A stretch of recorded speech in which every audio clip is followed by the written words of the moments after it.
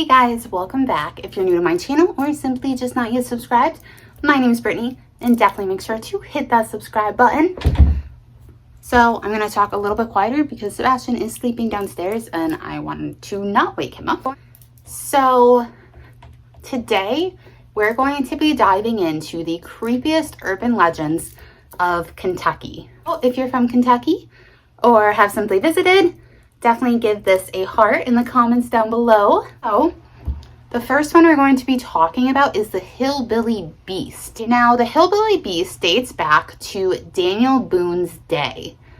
The tale describes it as a hairy, smelly, Bigfoot-like creature that howls. Next, we have the legend of Hot Rod Haven. This goes all the way back to the 50s. It states that a young couple were on their way to a dance and they were driving down Mitchell Hill Road. They were going pretty fast and their car crashed. So unfortunately the couple didn't make it. The cemetery on top of the hill is home to both the Mitchell and Griffin families. And it's there that both bodies were put to rest together. The young girl is said to walk the roads and search for something. Next, we have Kentucky's legend of Sleepy Hollow. So this one doesn't involve the Headless Horseman, but instead a creepy hearse and ghostly cries. So in Prospect, a hearse appears from nothing. And this hearse actually runs drivers off of the road. They also say that sounds of crying can be heard from what was once the Crybaby Bridge. It's said that decades ago, women would throw their unwanted or sickly children off of the side of the bridge, and that's where the Crybaby Bridge name comes from. Drivers claim to enter the road at one time and exit several hours later. Imagine just losing, like you're on one single road and several hours pass and you have no idea what happened. In northern Kentucky, there is a Cody Road Railroad Bridge. Now there's usually some pretty severe flooding there, and decades ago a woman is rumored to either have drowned or taken their own life during a flood. Now iron gates are attached at either side that automatically close with a stop sign during the flooding, and it's said that a woman's voice can be heard crying and calling out during floods.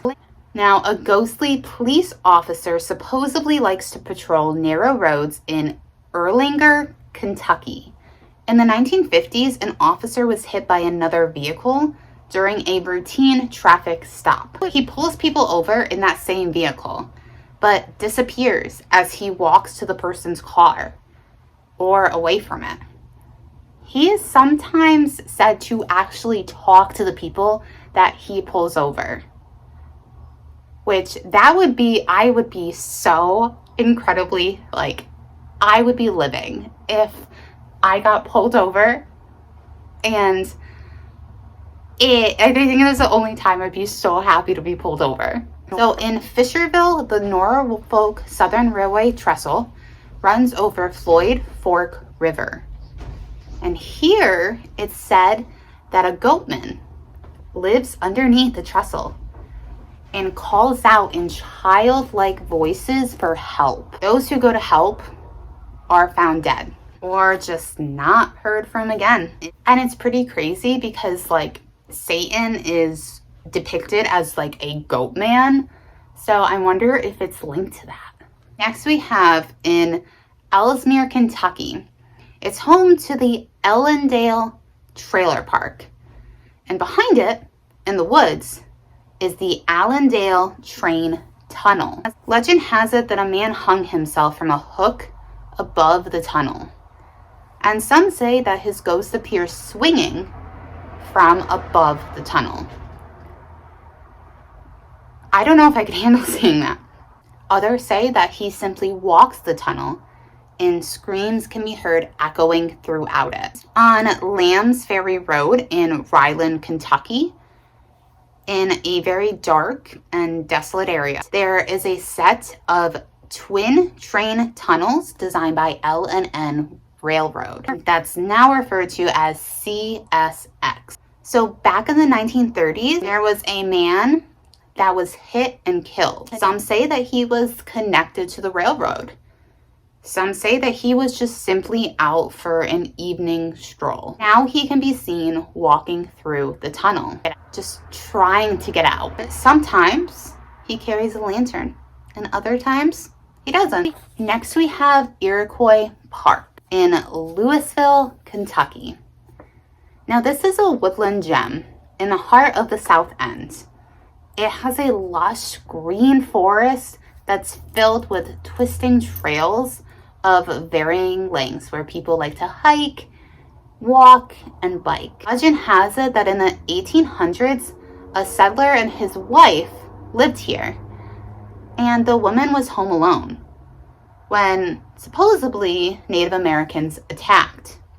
They killed the family dog first, then beheaded the woman and burned down the cabin. At times, a thick fog will overtake the trails and fill it with the stench of smoke. Afterwards, a woman in 1800s clothing can be seen walking, covered in blood, and carrying her severed head.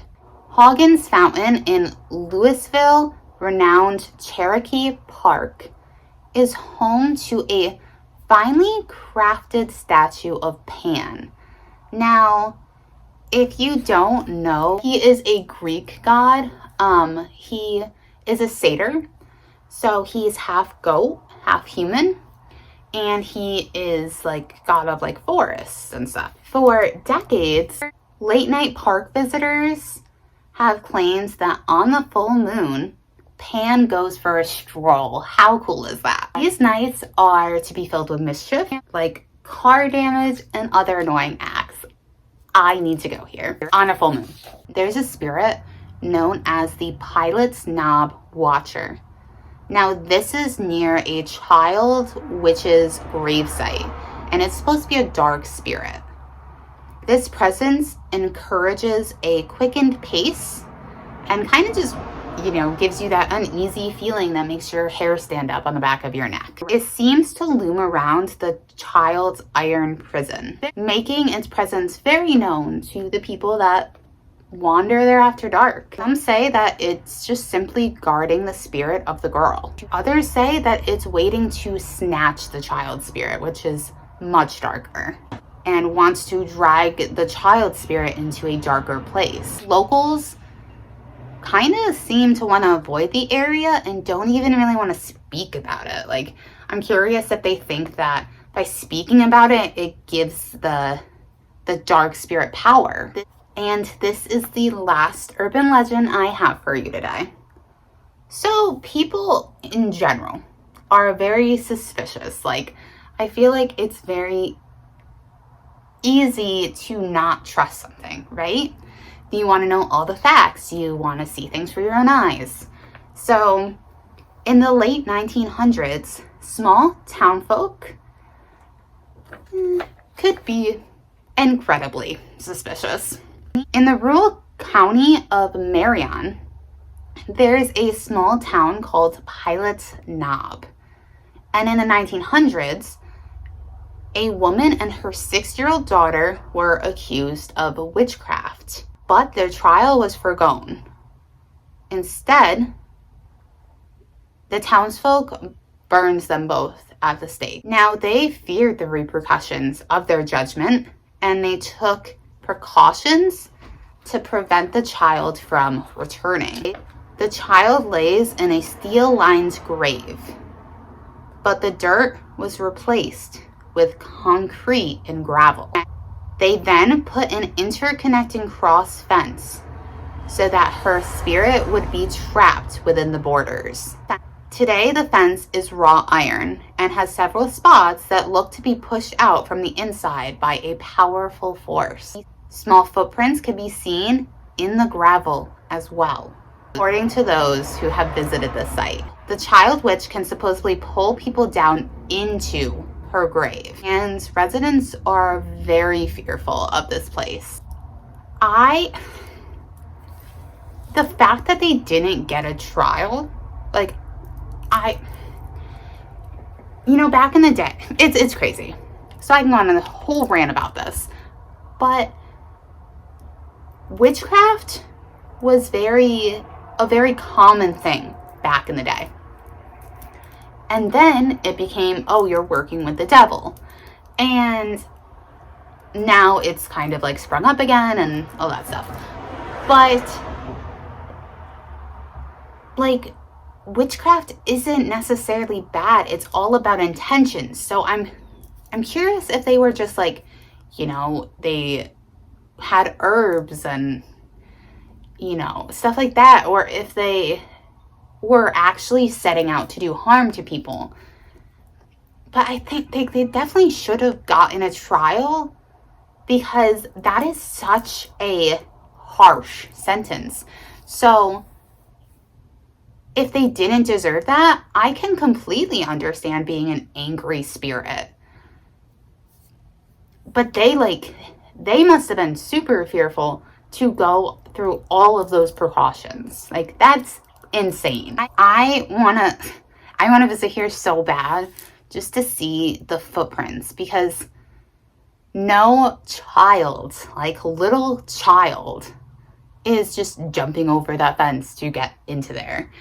And no mom is putting their child there. So there's no other explanation for that. And the fact that, like, this is like some strong metal, like, that it's pushed out in certain places. You can't just do that with your hands. It's not possible. So, if you guys have ever been here, definitely let me know, because I am quite curious about this place. If you want me to do more urban legend videos, definitely make sure to like this video. Hit that subscribe button if you haven't yet. I'm so close to 2,000, you guys. I would love if I got there. My bigger goal is 5,000. So definitely make sure to share this video, subscribe, like it. It definitely really helps me out. So until next time, I love you guys. Bye.